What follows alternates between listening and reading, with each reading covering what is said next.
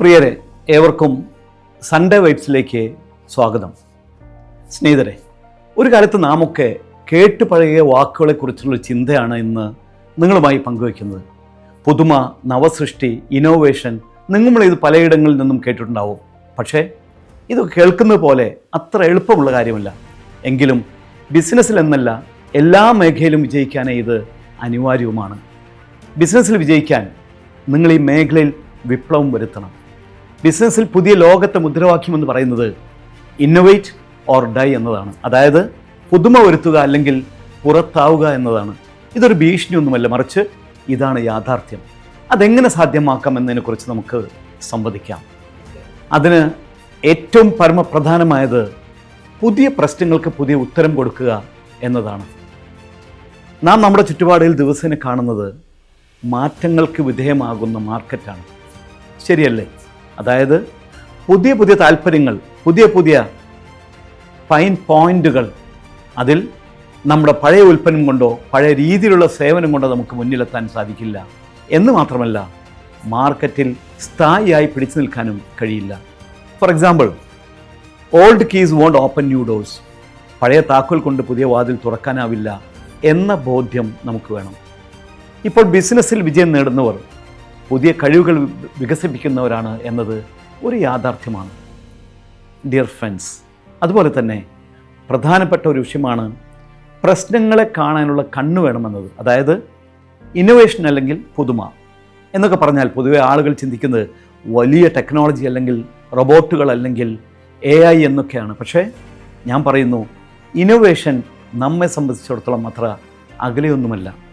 ഒരു കസ്റ്റമറുടെ ചെറിയ പ്രശ്നം കാണാൻ കഴിവ്, അതിന് ലളിതമായ പരിഹാരം നൽകാനുള്ള തയ്യാറെടുപ്പ്, ഇതൊക്കെ തന്നെയാണ് ഒരു ബിസിനസ് ഇന്നോവേഷൻ എന്ന് ഉറച്ചു വിശ്വസിക്കുന്ന ഒരാളാണ് ഞാൻ. See what everyone sees, think what no one thinks. എല്ലാവരും കാണുന്ന പ്രശ്നത്തിൽ ആരും ചിന്തിക്കാത്ത ഉത്തരം കണ്ടെത്തുക. അങ്ങനെ ചിന്തിച്ചു നോക്കൂ. അങ്ങനെ ഞാൻ ചിന്തിച്ചപ്പോഴാണ് കേരളത്തിൽ ആദ്യമായി ലോജിസ്റ്റിക്സ് കണ്ടെയ്നർ സ്റ്റേഷൻ കൊണ്ടുവരാൻ എനിക്ക് സാധിച്ചത്. അങ്ങനെയുള്ള പ്രശ്നത്തിന് ഉത്തരം നൽകിയപ്പോഴാണ് 2001 ഇന്ത്യയിൽ ആദ്യമായി ഓൺലൈൻ എഡ്യൂക്കേഷൻ കൊണ്ടുവരാൻ എനിക്ക് കഴിഞ്ഞത്. അതുപോലെ തന്നെ ഞാൻ നിങ്ങളോട് പറയുന്നൊരു കാര്യം, ഇന്ന് ലാഭമല്ലാതെ first focus should be value. അതായത് നിങ്ങൾ നോക്കേണ്ടത് മാർക്കറ്റിൽ നിങ്ങളുടെ ഉൽപ്പന്നം പുതിയതാണോ എന്നാണ്, അല്ലെങ്കിൽ അതിനിപ്പോൾ വിപണിയിൽ വാല്യൂ ഉണ്ടോ എന്നാണ്. ഇന്ന് പല സംരംഭകരും വിജയിക്കുന്നത് പുതിയ ആശയമുള്ളത് കൊണ്ടല്ല, പക്ഷേ സൊസൈറ്റിയാൽ അതിനെ പ്രയോജനമുണ്ടെങ്കിൽ ആളുകളത് ഇരു കൈ നീട്ടി സ്വീകരിക്കും. ചുരുക്കി പറഞ്ഞാൽ വിലയേറിയതായിരിക്കേണ്ട ബോധപൂർവമായതായാൽ മതി. അതുകൊണ്ട് തന്നെ പുതുമ എന്ന ഭയം മറികടക്കണം.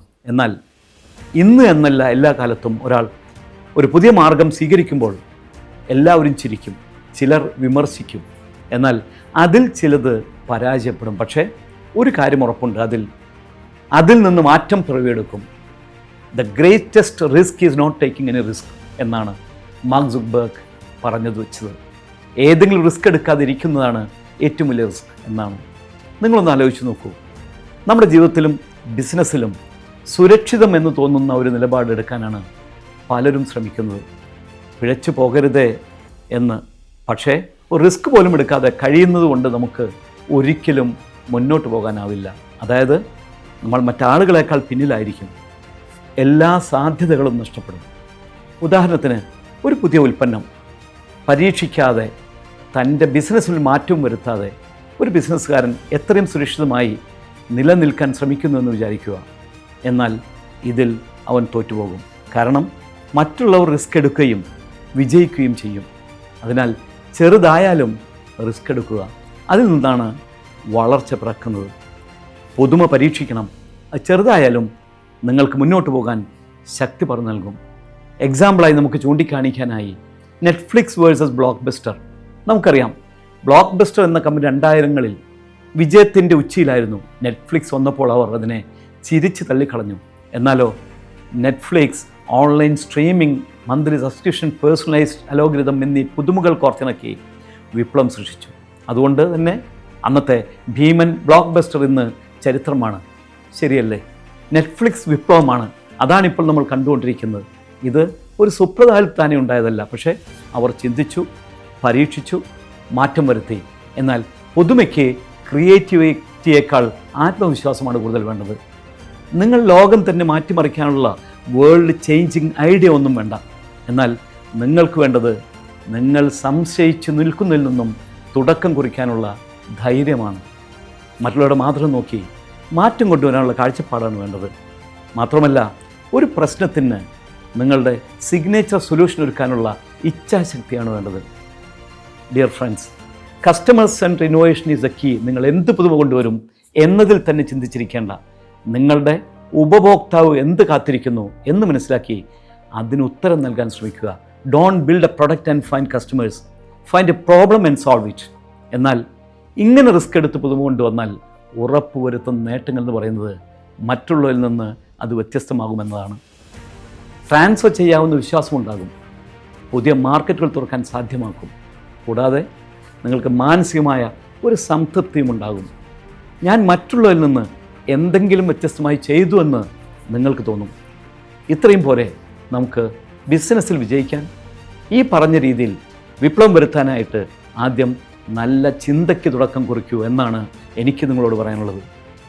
സുഹൃത്തുക്കളെ, ബിസിനസ്സിൻ്റെ ഗതിയും സമയവും അനുദിനം മാറുകയാണ്. നാം പലരും അതിന് പിടികൂടാൻ ഓടുകയാണ്. പക്ഷേ ഒരു കൂട്ടം ആളുകളുണ്ട്, അവർ മാറ്റം സ്വയം കൊണ്ടുവരികയാണ്. നിങ്ങൾ എവിടെ നിൽക്കുന്നുവെന്ന് ചിന്തിക്കുക. നിങ്ങൾ ബിസിനസ്സിന് പിന്നിലോ അല്ലെങ്കിൽ അതിൻ്റെ പാത മാറ്റുന്നവരോ എന്ന് ചിന്തിക്കുക. പുതിയ ചിന്തകൾക്കായി സമയം മാറ്റിവെക്കുക. അത്തരം ചിന്തകൾ ചെറുതായാലും പരീക്ഷിക്കുക. പുതുമ എങ്ങനെ ഉണ്ടാക്കുമെന്ന ഭയം ഉപേക്ഷിക്കുക.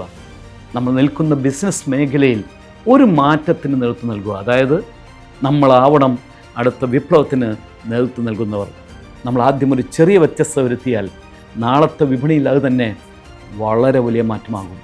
അതുകൊണ്ട് ബിസിനസ്സിൽ നിങ്ങൾക്ക് നല്ല മാറ്റമാവാനും നല്ല വിപ്ലവമാകാനും നല്ല വിജയമാകാനും സാധിക്കട്ടെ എന്ന് ആശംസിക്കുന്നു.